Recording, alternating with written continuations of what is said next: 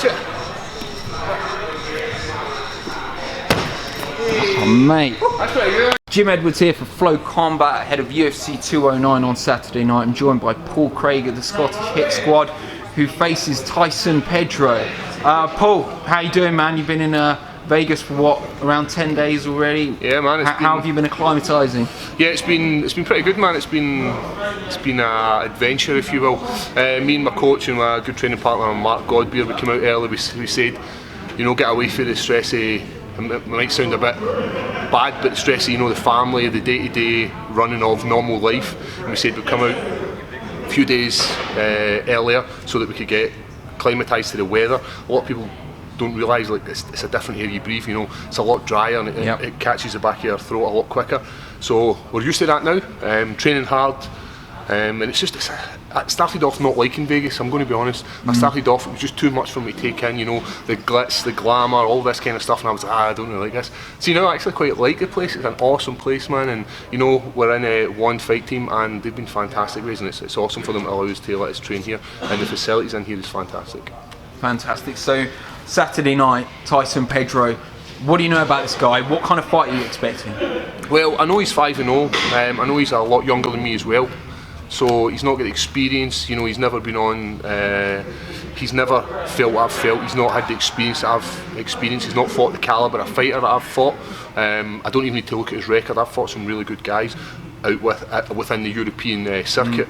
And even my UFC debut, I was fighting 12-0 Enrique de Silva, who was like murking folk, man. You know, he tapped a black belt, he had sparked out some other dude. So he was like a good scout for me from a UFC debut. What I'm expecting is, I'm expecting him, he's not going to want to stand with me, man. I've got some crazy power in my hands and my feet. Not really had a massive opportunity to showcase that, but it is there and it's getting better with each fight camp that I do. So I think he's going to try and rush in, try and take me to the ground and try and take away my leverage of punches and kicks. When he goes to the ground, if he manages to get me in my back, man, he has messed up and it's going to be submission city. What's kind of the perfect ending for you then on Saturday? I just asked this to Mark. What kind of finish are you looking for? You know, just a win. I'm happy with just a win. I don't go out there and look for, you know, I want a knockout because I want the 50 Gs. I want submission in the night to get fight in the night. I just want to win. I just want to go out there and show everybody that I can do what I'm capable of doing. And you know, I'm representing my hometown. I'm representing Scotland. I'm representing the UK. I'm representing every UFC fan out there who has clicked like on my page. So man, this is for yous. You're a guy that's undefeated. You've got an undefeated record. Does that mean anything to you? Do you feel extra pressure when you walk in the cage? Do I feel extra pressure? No, you know what, it doesn't matter where you're, it doesn't matter how many losses you've got on your record, how many wins you've got on your record. You know what you know. Yeah.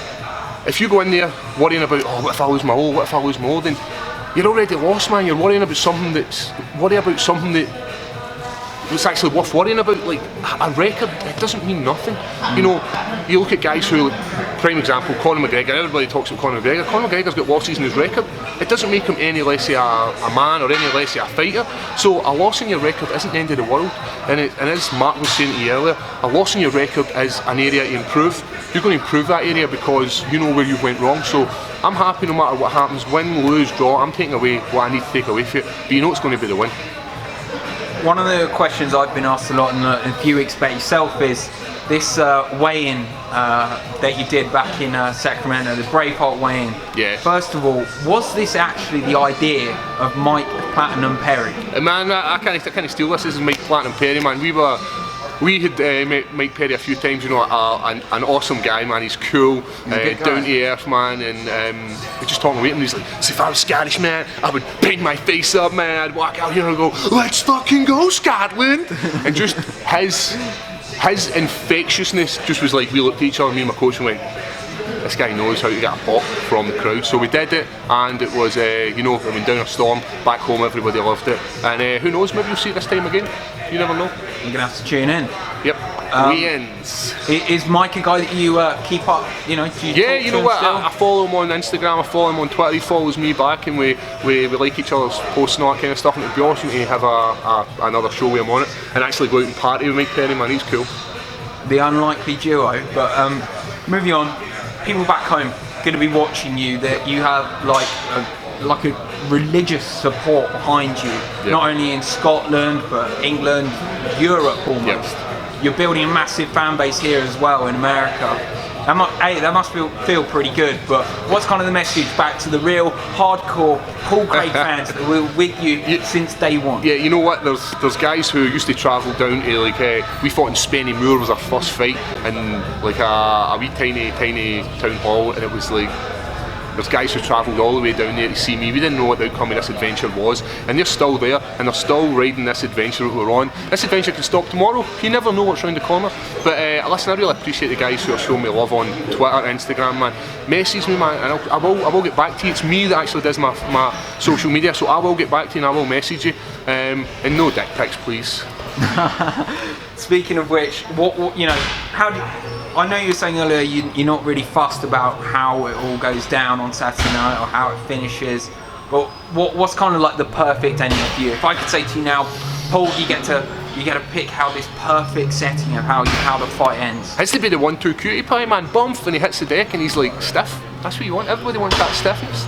Everybody wants to see the eyes roll back into the head. That'd be cool.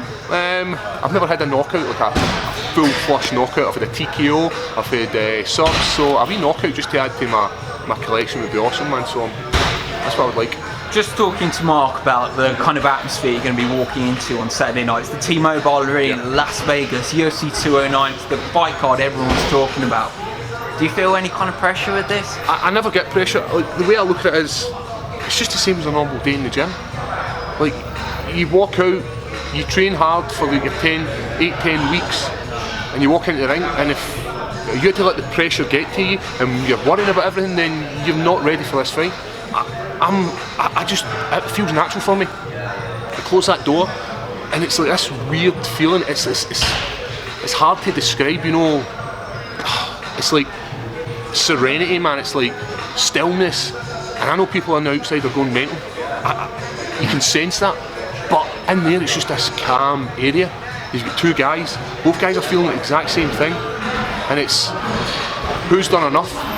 It comes down to settings. Who's done enough settings drilling? Who's done enough settings hitting pads? Who's done enough settings on the treadmill? And it's a settings game. It's not about hours, man. It's about settings. And when it comes to actual striking, it comes down to half settings. Who's half a setting quicker than your opponent? Half a setting you look like a superstar as you slip that shot. Half a setting you slip that shot and you miss it, man. Bump, you're out. So half a setting, man. That's what we deal in this world.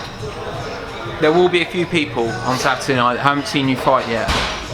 Some of the Americans, I guess, and even some people back home, there's slightly more casual fans. What kind of performance can they expect? And what, you know, tell them a little about Paul Craig already. What kind of just a normal guy, you know. I grew up council estate, normal guy, a bit of pain in the arse at school, pretty down to earth, you know. Not stuck up my own ass, man. Just a normal guy, an everyday guy like you who's sitting watching this TV. Like 5 years ago I watched my first UFC event and I was like, this is pretty shit. But I'm just a normal guy, man. I wake up in the morning, I do my normal stuff, I go to my work, I spend time with my family. I'm just a normal guy. I don't have this party lifestyle, I'm just looking for a bit of fun. In the fight, I think you're going to see a really, really good performance from both guys, you know. 5-0 Tyson, Pedro. Myself, it's 9-0. It's a good explosive fight. You know, a submission guy versus what they're building me as a submission guy. That's a good fight, man. This is going to be like, I think this is get fight of the night written all over it, man. I know you've obviously got your Woodleys and your Wonderboy Thompsons, man. That's going to be a good fight, but this, if you've not seen me fight or you've not seen Tyson Pedro fight, then this is a fight to watch, man. It's going to be explosive. And everybody's saying on the social media, they're saying like, this is not the end of any of these two guys.